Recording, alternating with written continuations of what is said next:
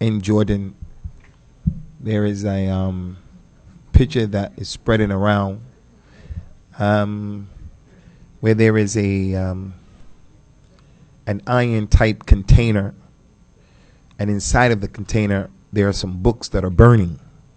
A lot of books are burning, and outside of the container on the ground are other books, and they're the books of Shaykh al-Islam ibn Taymiyyah rahimahullah ta'ala. So the understanding of what's going on is in Jordan, from that picture, in Jordan, some of the people are burning the books of Ibn Taymiyyah, and I think what they're trying to say is they're burning those books because they are disgusted with the fatwa that the people have given, in which they're saying these things came from the kalam of Ibn Taymiyyah. First thing, let me say, is when it comes to these videos and pictures on the internet, you have to take everything with a grain of salt. Don't be so quick to pass it off to the next person. Don't be so quick to believe it. In the UK a week ago, 2 weeks ago, there was a picture circulating of two Asians, two Pakistani men. They looked Pakistani. They had flowers, a bouquet of flowers, and they were holding each other. And it said that they were the first two same-sex marriage people in the UK from the Muslims. And this thing went around everywhere. And they identified the city that they were from, a city called Blackburn, where there are a lot of Pakistanis. It's one of the biggest Pakistani communities in all of the UK.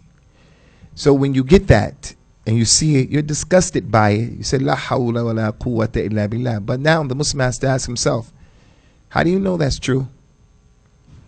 They can just be holding the bouquet for something else. They could have been at a marriage and they're taking the picture together. They can even be Sikhs, Hindus, you never know.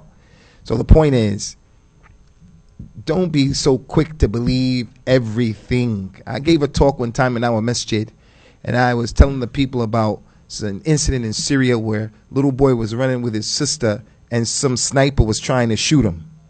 You people saw that video?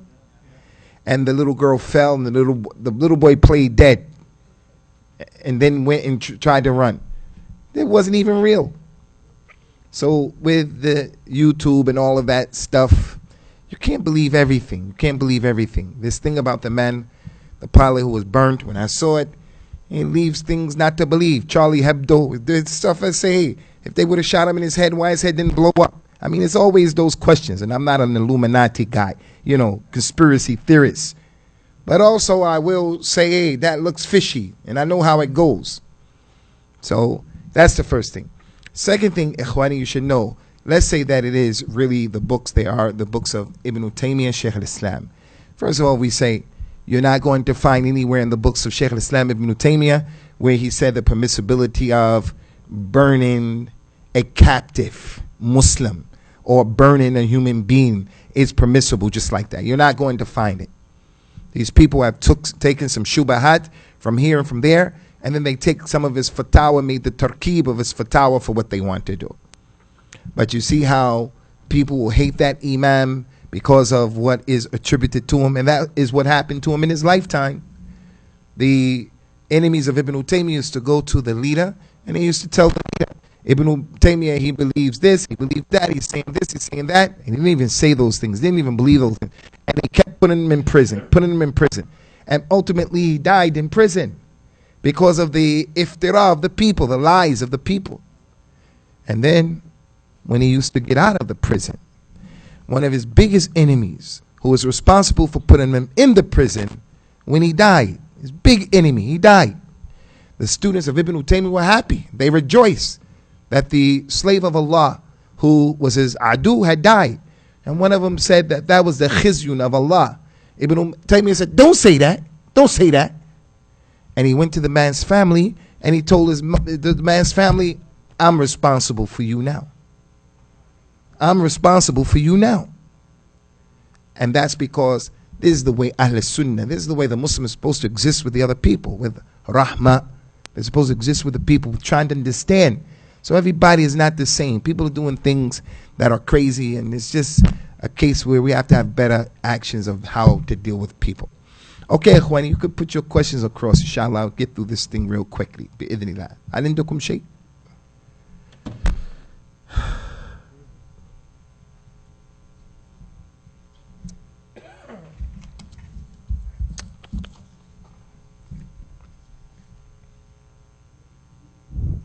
What makes ISIS Khawarij? Is it the killing of people who oppose them, or that they burnt them?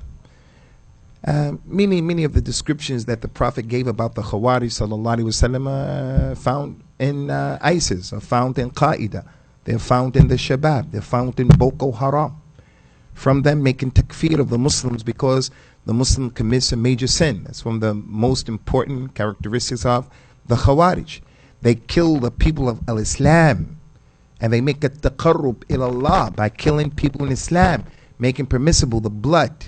And one of the things about the Khawarij is, sooner or later, the sword is coming out from the Khawarij, and Shabab, and Boko Haram, and Al-Qaeda. That sword is coming out sooner or later. So they have a lot of characteristics. The way they think, our beloved country, Somalia, 22, 23 years, civil war.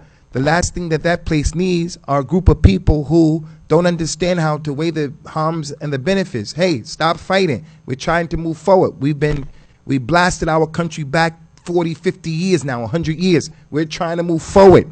And we have a lot of challenges. We don't need a group of people coming out, keeping us preoccupied with murder, keeping us preoccupied with making the West more upset with us, where they can play games with our community, our country. So there are a lot of characteristics of the Khawarij. We don't want anyone to sit there and think, well, against the Khawarij, ISIS just to be against the ISIS. Not like that. We're not like that at all.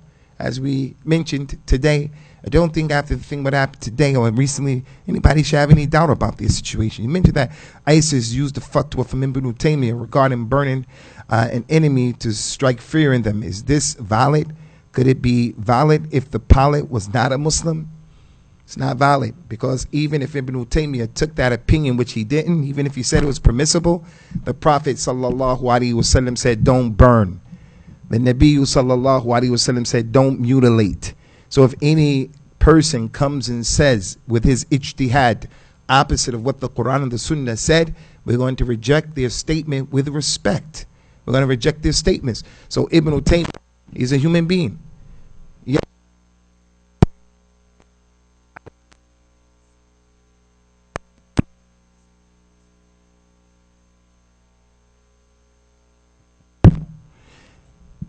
So he has some fatwa that he's been criticized for. There's a fatwa of Shaykh al-Islam ibn Taymiyyah that if a man divorces his wife,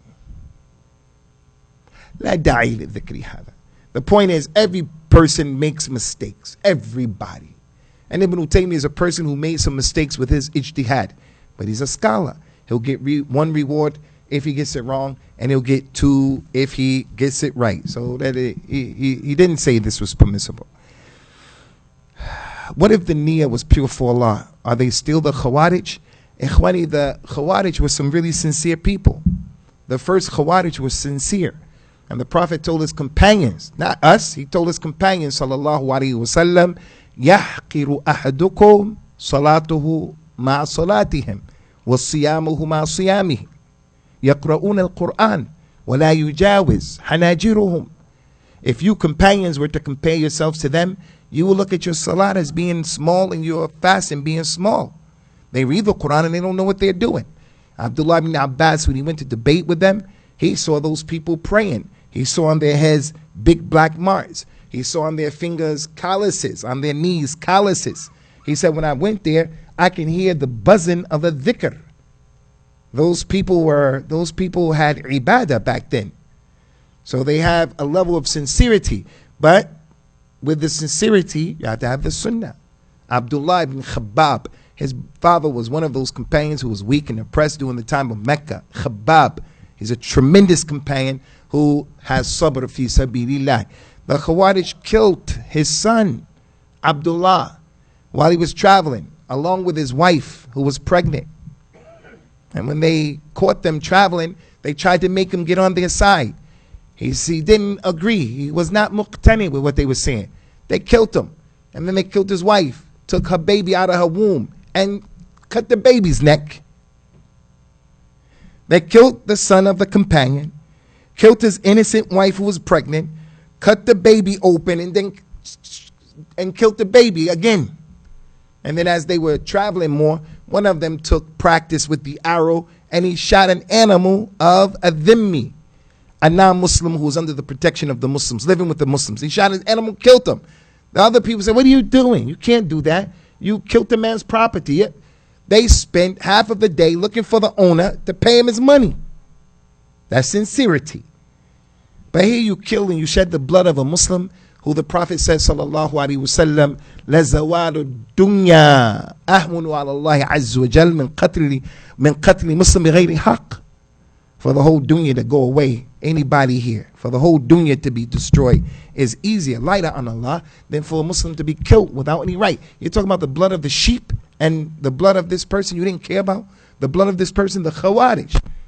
With Hussein, they're asking Abdullah ibn Abbas about hitting the fly at Hajj when you have ihrama. You hit a mosquito or a fly and the blood comes out. He says, did I have to pay the fidya? Is this a mistake? I killed the fly and it got blood.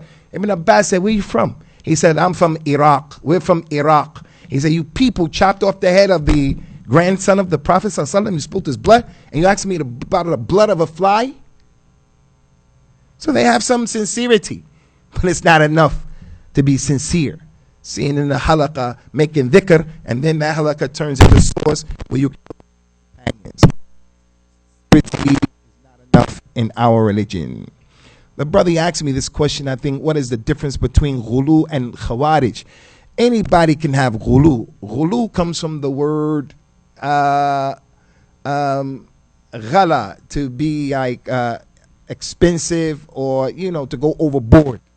That's ghulu, to be extravagant, to go overboard.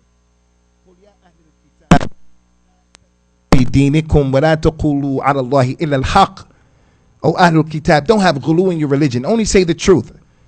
Al-Masih ibn Maryam is Rasulullah, the kalim of Allah, and the ruh that Allah gave to Maryam. So the Khawarij have ghulu. But every person who has ghulu is not Khawarij. You have some Salafi people who have ghulu. They make tabdi of everybody who doesn't agree with them. They have ghulu, but they're not Khawarij. Some Sufis have ghulu. Some Brahwis have ghulu. Some people on Hanafi madhab and the madhahib, they have ghulu, but they're not from the Khawarij. So ghulu, the ghulat, people go to extremisms. They go overboard. Whereas the Khawarij are something else altogether. This person said here, what would you say to the argument that King Abdullah in Saudi and others are spending money to support the killing of innocent Muslims in Egypt and in other places? It may be true. It may be true. Mubaadin, it may be true. What's the issue now? It may be true. And do I agree with every foreign policy of King Abdullah in Saudi Arabia? My example, your example is not King Abdullah and Saudi Arabia and the government of Saudi Arabia. People have ghulu against Saudi Arabia because a lot of it is hasad.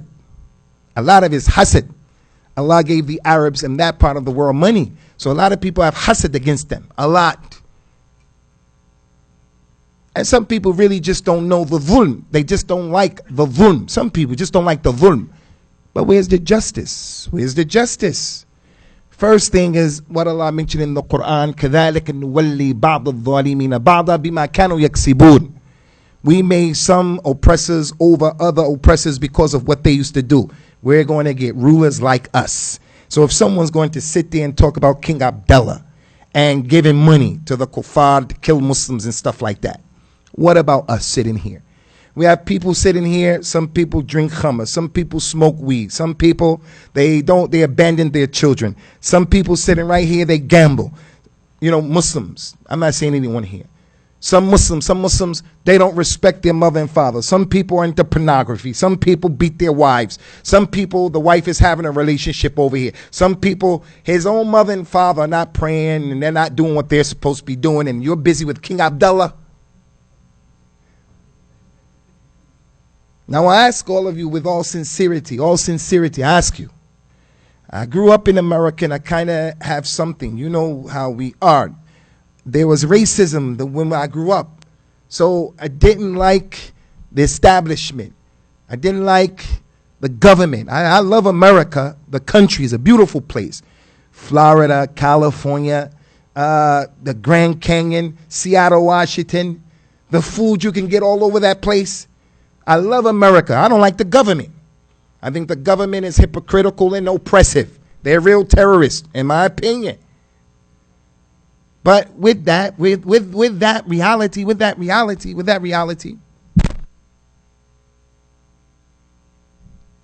I say, where's the seriousness about how we're judging these issues?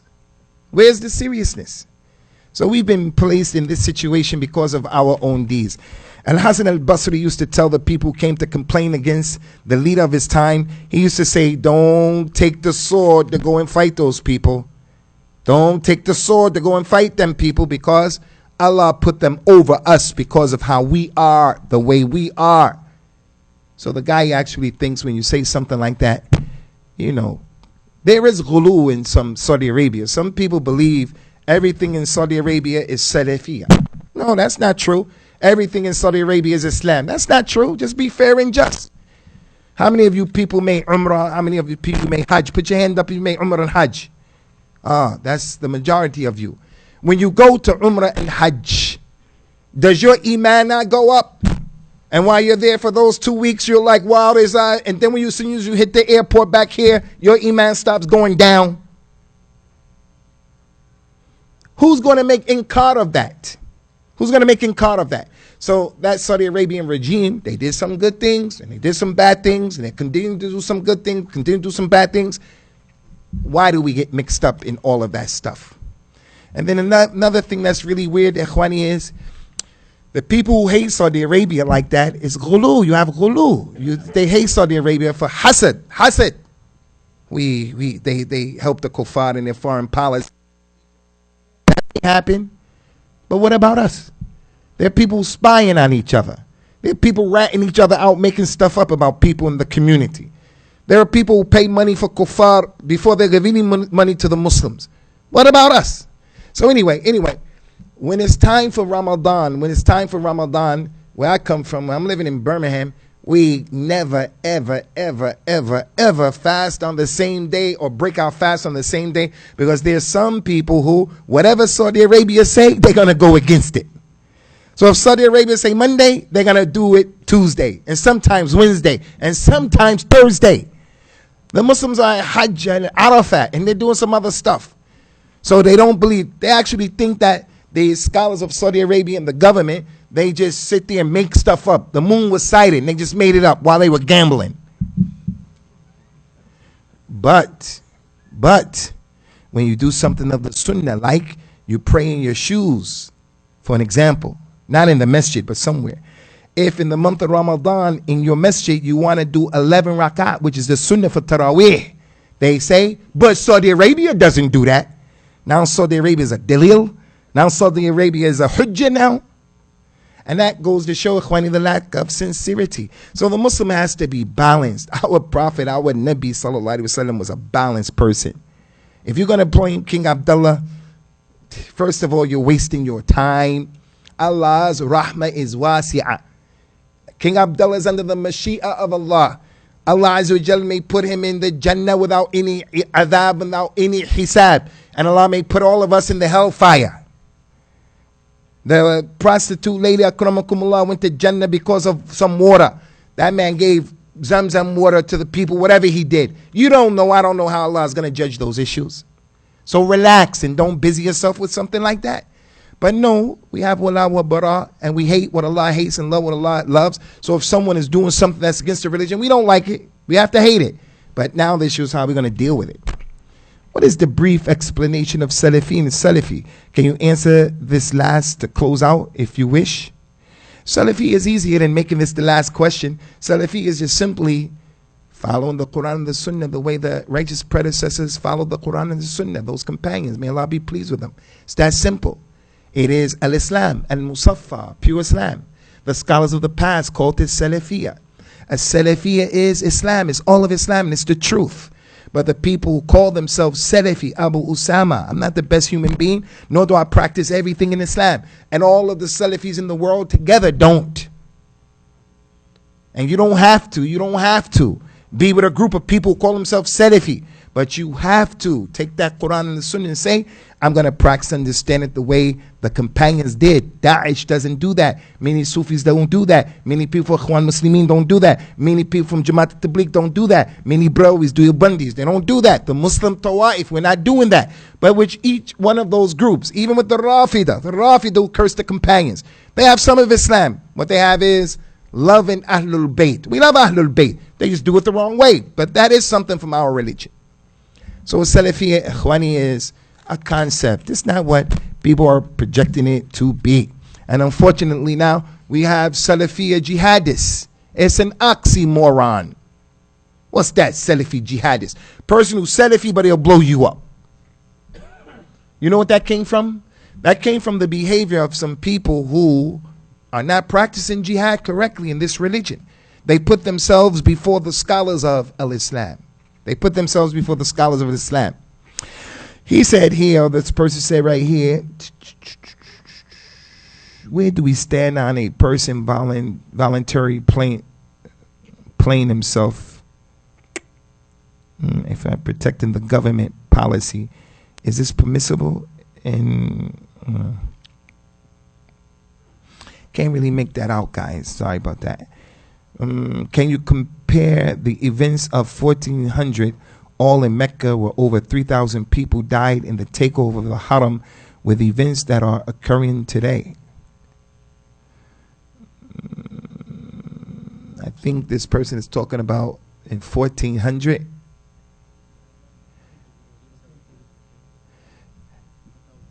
Was Juhayman at that time?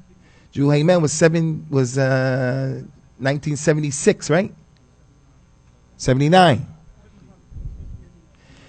The people who took over the Kaaba, Ikhwani, they had some Khariji stuff in them. They called themselves Salafi people. Juhayman and those people with him, they were spreading the Sunnah and Tawheed and Dawah throughout the Arabian Peninsula and throughout Yemen. And they were on the Sunnah. And they were traveling all over the place giving Dawah. And they were Salafi. And they were supported by the big scholars of Saudi Arabia at that time. They were supported by them. Some of our big scholars were even with them in some ways, like a Sheikh Muqbil. He was with that group of people. But when this thing started coming, that Juhayman's brother-in-law was the Mahdi and so forth and so on, they had inhiraf. And then the scholars started saying, hey, what are you doing? Stop, what are you doing? Al-Albani, people were warning them, what are you doing? What are you doing? And then it led them to ultimately kill people at the Kaaba. And they were Salafi people. But they were youngsters of a Salafiyah. The scholars are telling them, don't do that. And they're saying, no, you don't know. We have some shubahat. The man's name is Muhammad ibn Abdullah. And he's from the Qahtani tribe. So he has to be the Mahdi.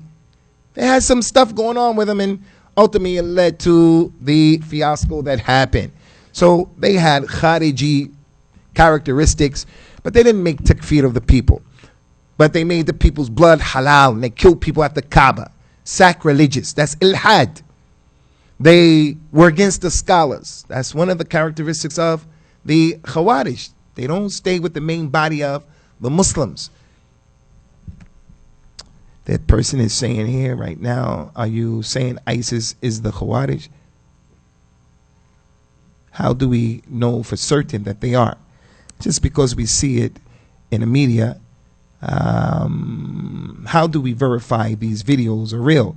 ISIS honestly came out of where did it come from within the past year? It's very fishy.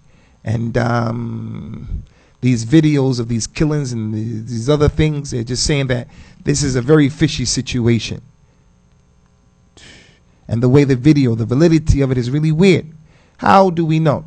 Real simple, Ikhwani, as we told you before, don't believe everything that you see. I told you when I saw that video, I said, no, I don't believe that stuff. I mean, you have to be skeptical now than during the time that the Prophet described sallallahu alaihi wasallam as sanawat khadda'at. These are times of deceit. I mean, there was a long time, if a person were to argue, they didn't go to the moon. They didn't go to the moon.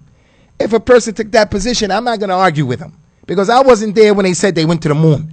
And when you look at that moon footage, how the flag is waving and there's no oxygen and no wind on the moon, it leaves your mind to say, hey man, That's not the Quran and the Sunnah. Now, the Quran and the Sunnah, I got to believe all of that.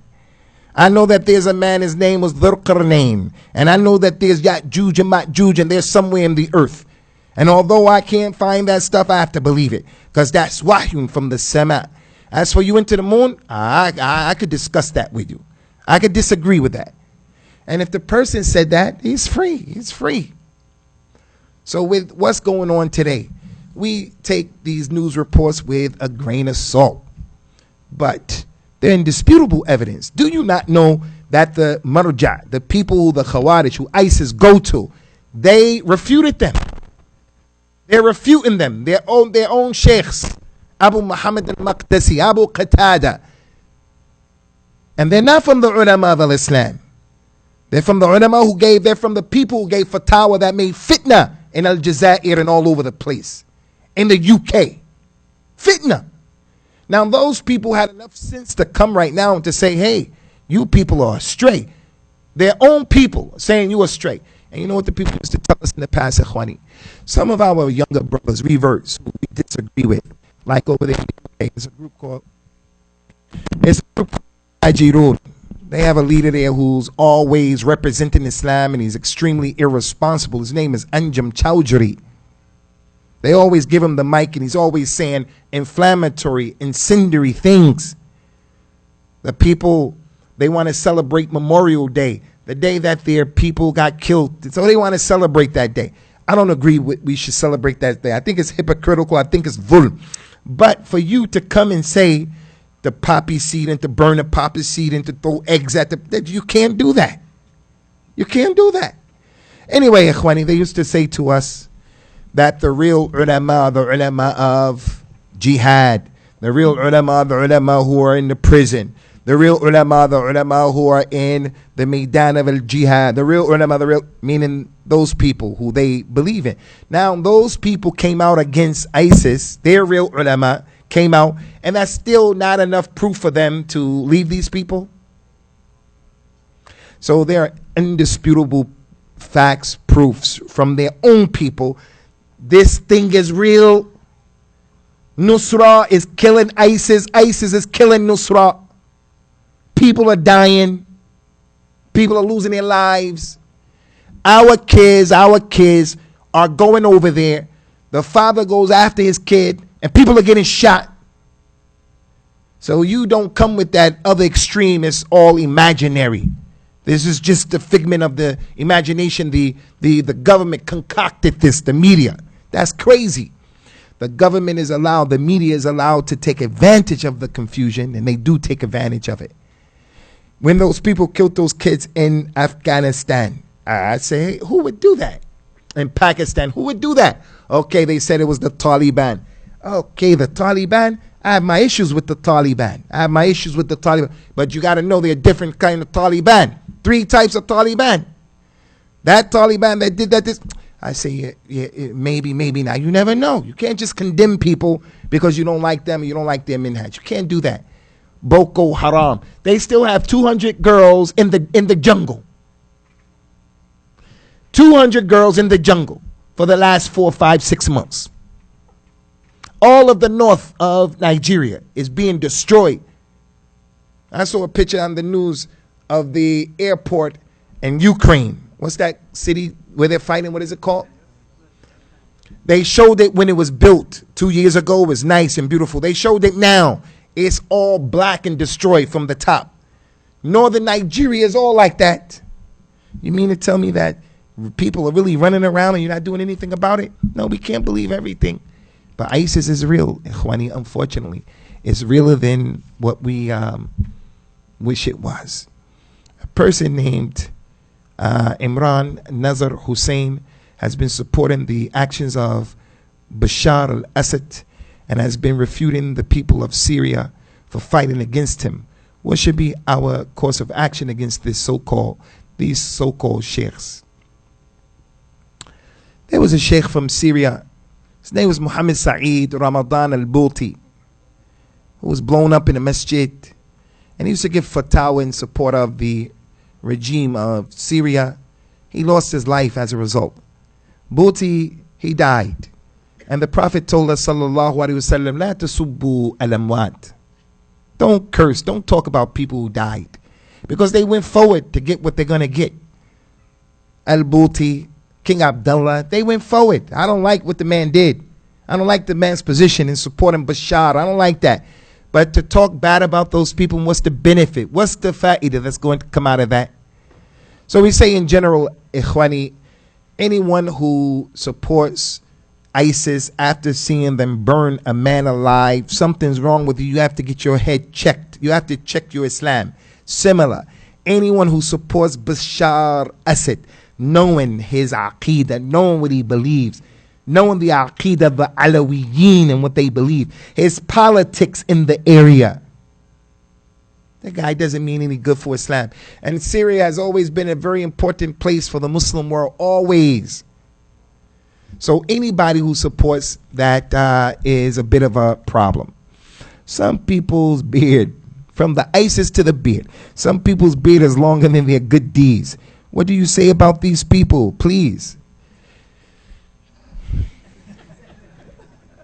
Ikhwani, this brother over here, his issue is his beard. And this brother over here, his issue is his pants are not being worn the right way. This person over here, his issue is he smokes cigarettes. This person over here, his issue is he can't lower his gaze. And that one over here, he has riba. And that one over here, he's doing this, does that. And everybody, that's our situation. So don't be judgmental like that in the first place. But instead of looking at that person, look at your own self. Look at your own self. What you're doing, what you're not doing. Today was Salatul Fajr on Friday. Did you pray the Fajr? Did you pray? Did you come to the Jummah today? Did you come to the Jummah? The 5 prayers of today. Did you do it? Your relationship with your mother. Don't you know that? Your mother and your father. If there was anything that would destroy these quicker than anything else, the Prophet said, sallallahu alaihi wasallam, it would be a person doing bad to his parents and his mother and his father. So I'm looking at this guy over here with his beard. Although I think you shouldn't cut your beard. Other than if you're going to make Umrah or Hajj, you have a long beard, you can cut it from here. But Abdullah ibn Abbas was of the opinion that a man can trim his beard down. He was of that opinion. And he used dalil from the Quran for that. I don't agree with Abdullah ibn Abbas in that particular issue. And there were scholars who took that position. So you're talking about the beard, but over here, what you're doing is something that there's no ikhtilaf in. There's no doubt that if you're bad to your parents, you're making a big crime and sin. There's no ikhtilaf in that. So I think we have to put these things in their proper place, and we have to busy ourselves with our own deeds. That's what the Prophet said, sallallahu alaihi wasallam. He said, during the time of al-fitna, go into your house and cry because of your own situation. Your own situation. Hey, ikhwani, I ask brothers from Pakistan all the time, hey, if Allah bless you, He's Ar-Razaq, if He gave you 10 million pounds, not dollars, 10 million pounds, cash money, would you go back to Pakistan and live? Most of them say, no, I'm not going back there, because my children are born here and they understand here. And also the society has problems. That's the case for most of us. So why am I saying that? I'm saying that to say, a man who's married with children, he has more than enough on his plate to be dealing with his own situation, as opposed to be looking at somebody and measuring his beard. He has so much to deal with. His wife, his mother, his father, sending money back to his people, his sister who's divorced, his sister who's raising her children by herself. He has so much that he's dealing with. Where in the world does he find the time and the desire to talk about so and so and so and so? Where does he get the fudul of the waqt? Where does it come from? Anyway, he said, how do you deal with a corrupt ruler like Bashar? Is force not necessary? You know, that issue is easy in theory, and that is, Bashar shouldn't be the ruler of the Muslims because of his beliefs and what he is. But the Muslims don't have the ability to do anything about it.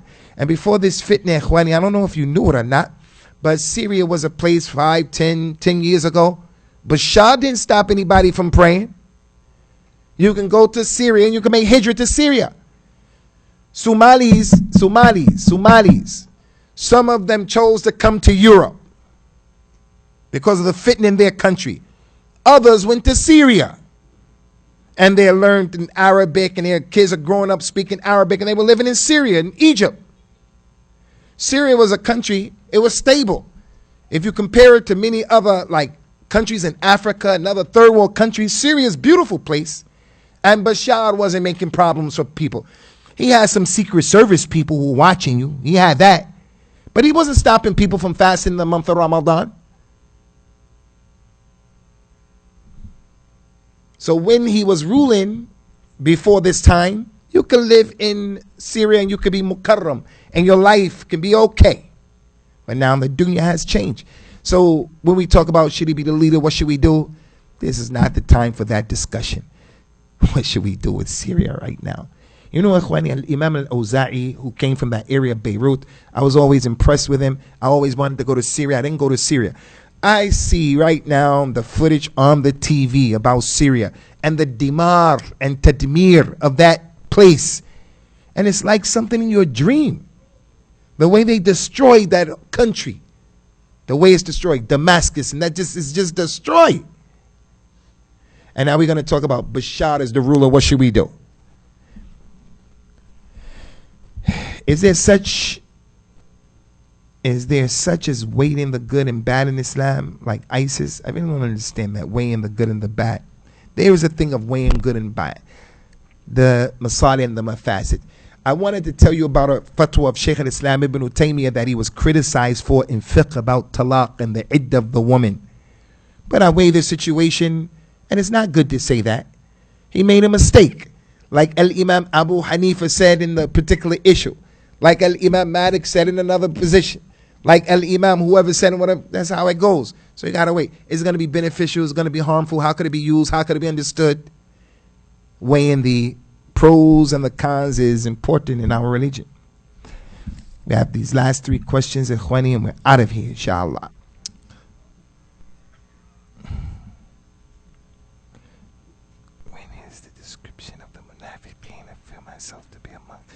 I think they're saying, what are all the descriptions of the munafiqeen? Because I fear for myself to be amongst these people. And what should I do? There's the nifaq that push outside of Islam. And then there's the nifaq, hypocrisy of actions. Many people have the characteristics of the munafiqeen, but it doesn't make them people who are truly munafiqeen. Make dua to Allah and just try your best to stay away from those things like many of the things that we have mentioned already. Can you please name the 7 who are shaheed? Other than the mujahideen, the one who is killed by the fire, the lady who dies while giving birth, the person who was drowned, the individual who dies from a plague, bubonic plague, Ebola, this stuff like that. The person who had a stomach ailment, the person who the wall fell on them. And there's one more. I think I mentioned the drown. Huh? Have the 7? Testine, I think I said that. So those are the 7. And again, Ikhwani, for the people who don't have rahmah, that's the rahmah of Allah on the people. That's the rahmah of Allah on the people. That a person gets the reward of the mujahideen because of something that happened to him. He didn't have anything to do with it. He didn't have anything to do with, he fell in the water and he drowned. The tsunami came and he drowned. Now he was trying to get away. But he gets the reward of the tsunami. So the reward of the shaheed. So if a person were to look at all of these texts of the Quran and the Sunnah, the descriptions of Allah, the ahkam of al-Islam, he knows. Don't give up hope for the rahmah of Allah. Don't look at our religion as a religion where Allah wants to make things difficult and tough for us. And our Lord is like, no, our Lord is gentle, He's latif, He's merciful, He's halim. Just relax.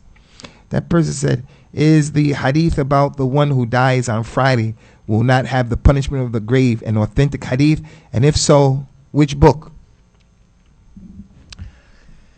That's a good question, because the hadith about the person who dies on Friday night or on Friday, He'll be protected from the adhab of the qabr.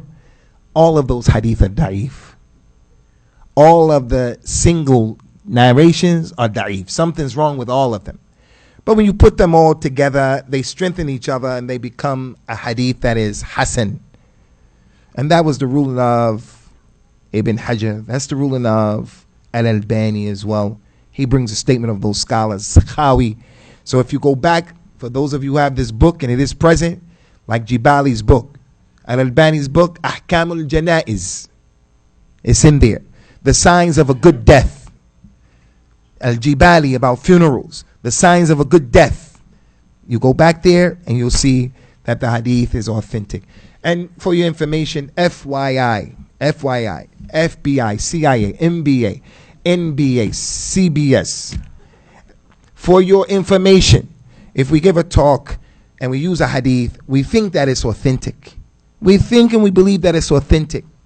So anytime you see us using a hadith, if we don't tell you that it's not authentic, then you should understand that I'm thinking that it is authentic. It's possible that I'm using a hadith that you may think is not authentic. So you can always come to me and say, hey, you know that hadith you use? I don't agree. I think it's not authentic. Then we have a discussion. But generally speaking, a Salafiyya is using the hadith that are authentic and avoiding the hadith that are weak. And if you use a hadith that is weak, when it's weak, you should tell the people that it's weak. You should let them know. You should let them know. So that's just for the person who's asking me a question. You know that hadith you used, is it authentic? You don't have to ask that question.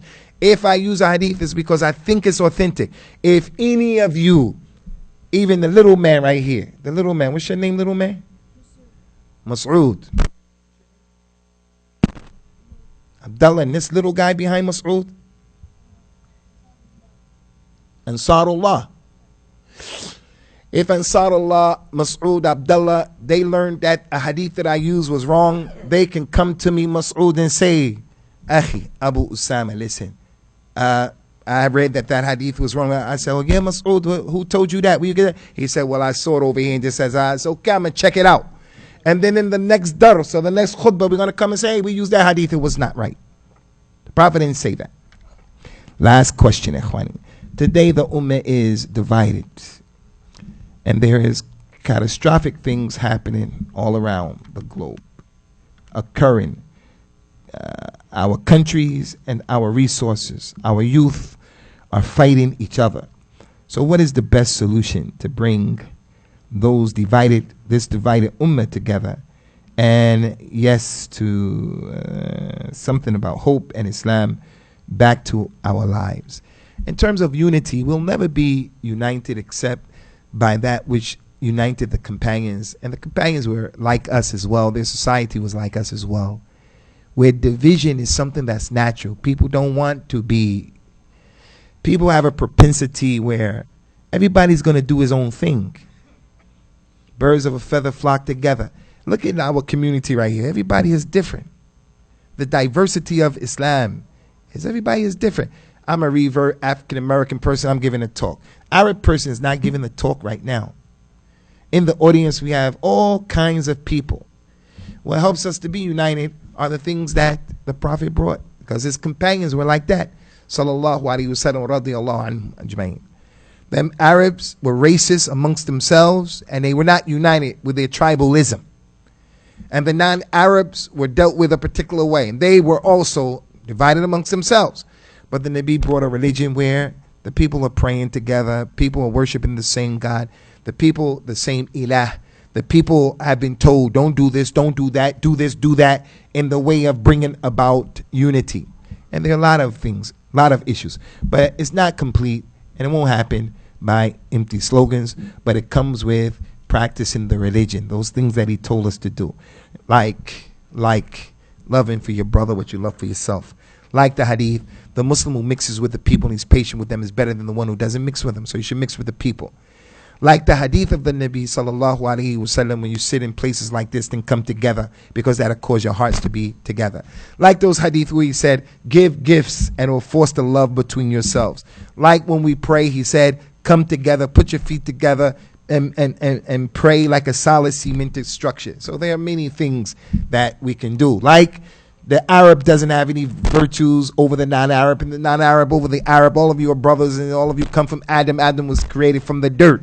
So all of those things that we see and we saw taking place with the companions who were like us, diversified, and they were different. And that's the beauty of our religion.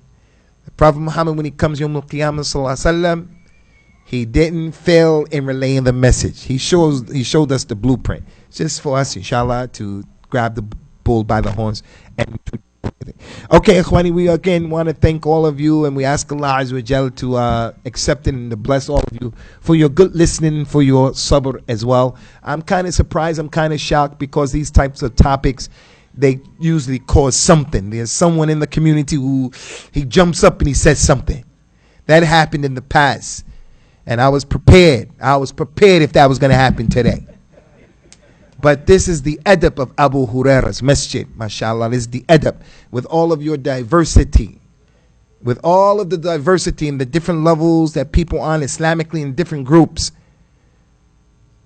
So the call is, this masjid has to call to the kitab and the sunnah and call the people to going back to the original blueprint that was left for us by the Prophet and his companions, sallallahu alaihi wasallam.